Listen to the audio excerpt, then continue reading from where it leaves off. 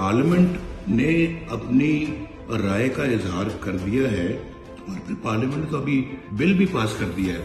اس بات کا بھی تو احساس کیا جانا چاہیے کہ پارلیمنٹ ایک ملک کا سب سے بڑا ادارہ ہے. تو پھر ضد کیوں ہے؟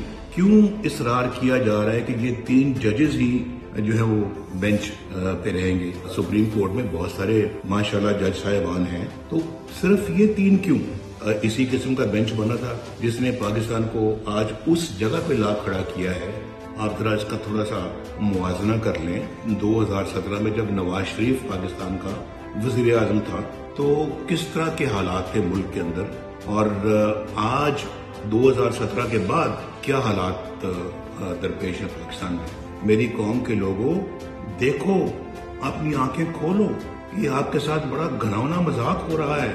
یہ تو تسلسل لگتا ہے مجھے وہی 2017 کا جو آج ہو رہا ہے. پاکستان کے ساتھ انہوں نے بڑا گھناؤنا مذاق کیا اور آج پاکستان کو خدا نہ خاصہ تباہی کے دھانے لاگے کھڑا کر دیے.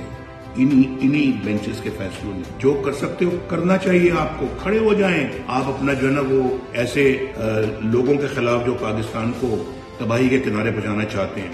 یہ سیاست ہو رہی ہے یہاں پہ ایک بندے کی خاطر. کیا عمران خان کے لیے ہم نے سارے فیصلے کرنے ہیں؟ عمران خان کی خاطر ہم نے سارے بینچ بنانے ہیں؟ آپ جو ہے نا وہ اس طرح کے فیصلے سناتے ہیں.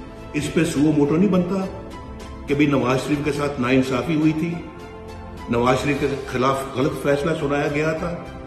تو بہت بندے کیا، تو ہر بندہ یہ کہہ رہا ہے لیکن اس کا کوئی سو موٹو نہیں لیتا.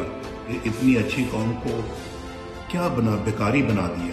اور یہ آپ کے بینچوں کے فیصلے نے، جہاں انصاف کا یہ معیار ہو تو اس نظام انصاف کا خدا حافظ.